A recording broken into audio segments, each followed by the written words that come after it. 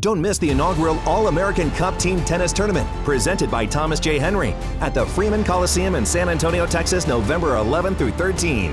The All-American Cup features 10 top men's U.S. players competing on 2 teams, East versus West, each captained by the greatest tennis doubles team of all time, Mike and Bob Bryan. You don't want to miss this. Brother versus brother, East versus West, best versus best. Tickets on sale now at allamericantenniscup.com. Pickle, let's go to the hotline, and let's welcome in the head coach of the 9-0 Boerne Greyhounds, coming off a big win over Somerset. We're joined by Coach Shea Hendrix. Coach, how are you? I'm doing great. How are you doing today? I'm excellent. How are things in beautiful Boerne, Texas? Things are great in Boerne. What a beautiful day today. It's nice hill country weather. Finally cooled off a little bit, little breeze, and actually feels like fall. Well, I'll say things have got to be feeling good around town, especially the way that the Greyhounds are playing. You guys coming off of a really nice win over a very salty Somerset squad. Looking back on this game, you guys win it, 35-14 over the Bulldogs. Looking back on this game, one of the questions we really had was how well you guys were going to be able to match up front against a really big and really physical Somerset squad. Is it safe to say you're pretty pleased with how well your guys held up in the trenches? Oh, yeah, we're really pleased. Somerset, you're right, they're really good. And, they pride themselves on being a big physical group, and Coach Detmer's done an awesome job with them, and they are really good. But, we have a nice little rotation going defensively with our front. We had a lot of guys play really well, and our offense is balanced. Our O-line did a great job, too, holding up and gave Jackson a lot of time to throw. So a good night up front for the Greyhounds. I want to go back to non-district play, and specifically back in week 4, you guys went on the road, and I think the real coming out party for you guys when you went on the road to Gregory Portland and kind of put it on them and really played maybe your most complete game of the year, and that's saying something considering how good you guys have been. Now looking back, you guys are 9-0. That moves you to 4-0. Does that feel like an inflection point for you guys that kind of launched you forward? That was our first road test too, because the week before Antonian had malfunction with their lights. So it was a big deal for us to get on the road, take a long road trip. We actually started the game. We got stuffed on a 4th and 1, and they threw a bomb, and they were up on us. It was a packed house, a ruckus crowd, and that was a big test for our players. They really hung in there, and from that point on, like you said, I think we probably played the best game we've played all year. So I was ultra proud of. And that was a turning point. I think our players started to really believe in what we were doing and started to think, hey, this thing can be pretty special. And we've really worked hard since then, and we've really bonded since then and grown. And so it's been a really fun year. Talking with Shea Hendrix, the head coach of the Boerne Greyhounds here on Texas Football Today. Can involve the conversation at hashtag TF Today. Coach, you're there in your 5th year there at Boerne. You made the move from Frisco Heritage back in 2017, and you took over a program that wasn't in need of an overhaul. It wasn't in need of any major reconstruction with this program. A pretty good program, and yet it does feel like things have kind of taken that you've taken the next step. How do you balance taking over a program that's not broken by any means, but still going in there and putting your own stamp on it? How do you balance that, knowing full well that, you don't want to screw up a good thing? Yeah, that's a good question. I really feel like, as I've reflected here, I was kind of the right guy for the right time here. We didn't have to overhaul a lot. In fact, we kept several of the coaches. Now, we did bring in a few as well, and we just kind of needed a reset and a reshift and kind of a commitment to the weight room in the summer and being here and just a few things like that. We have a great community. We have awesome players, and the kids, I guess the kids were really looking for something too, and just the way they bought in has been so refreshing, and that's really the key. I think probably anywhere you go or anybody you talk to, if you have a group of players that buys in, if you get some player-led stuff happening in the locker room, you got some strong senior leadership, things are going to go well. My first year here, we had a tremendous group of seniors, awesome group. We had the 4A Defensive Player of the Year, Monty Cluck. We have Douglas Hodo, who just got drafted, playing in the MLB. Cole Boyd's playing at Texas Tech. So we had a good roster. We had a bunch of seniors who wanted to win. And really from that point on, we've just grown. I'm just thankful for those guys. And like I said, kind of the right guy at the right time. One of the things that I think has been really remarkable about this year's team is it does feel like you guys have taken a real step forward defensively. You guys have, the last year the defense was good, if maybe a little inconsistent at times. You guys kind of relied on more outscoring people en route to your district championship. This year, your defense has been arguably the star of the show. What is it that's working for your defense this year that has you guys flying right now?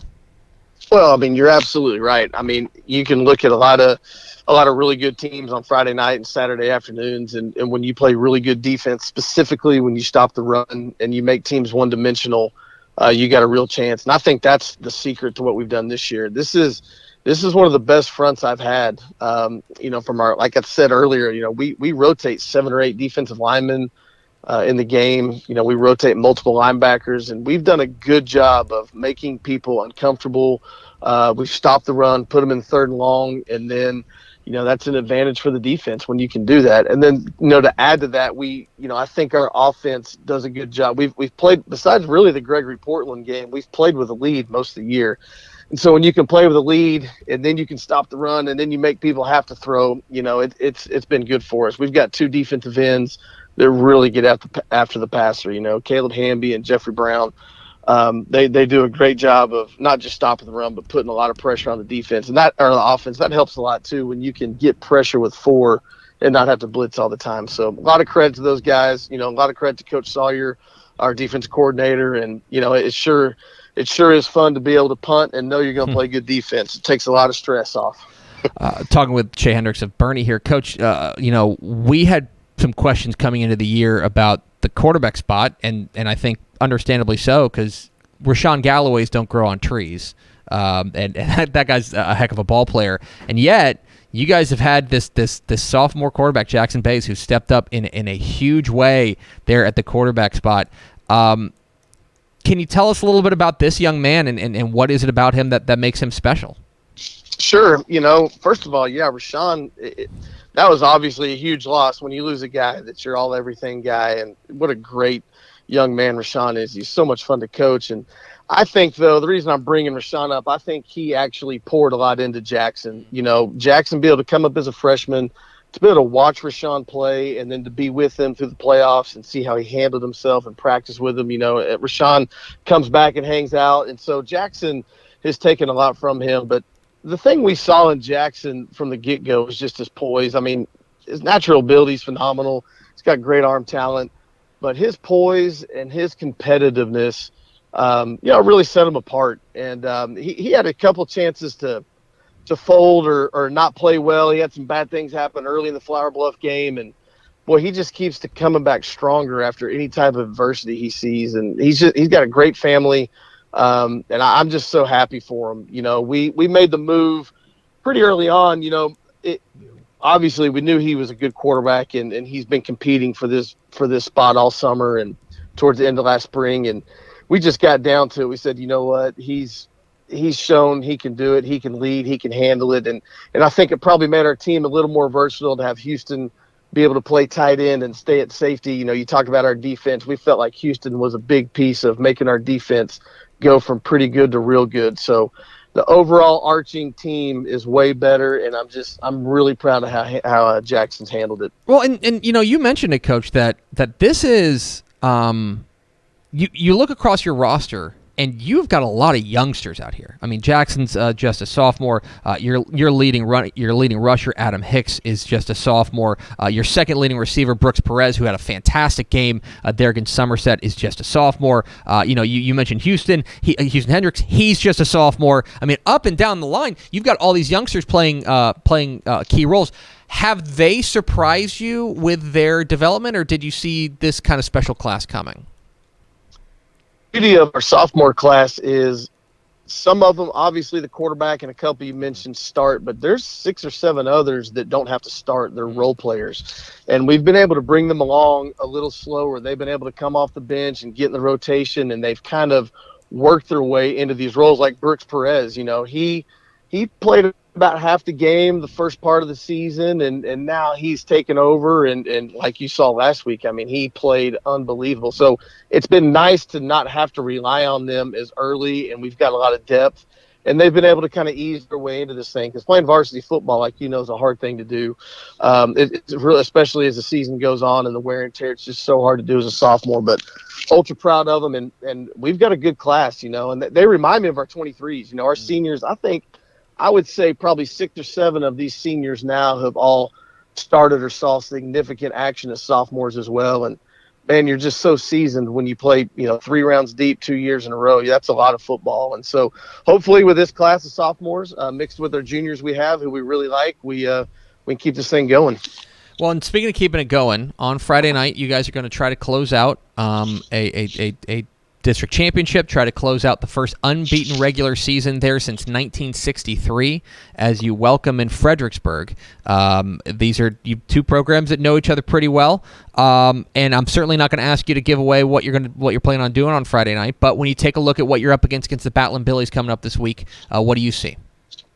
Well, the thing with us in Fredericksburg is you can throw the records out the window. You can throw a lot out. It's going to be a war. It's a rivalry. It'll be a full house. It'll be a madhouse here. And you know what? They're playing for a district championship too. They're trying to tie it up and make it a 3-way deal. And so it's a huge game. And so I think it'll be a lot of fun. They're really good. The thing I've always appreciated about Fredericksburg is just how tough they play and how hard they play. They're really solid up front on both sides of the ball. We've played each other for 4 years, and it's hard to run the ball against them. They're tough, and it's hard to stop the run. That's what they do. That's their calling card. So we'll definitely have our hands full for sure.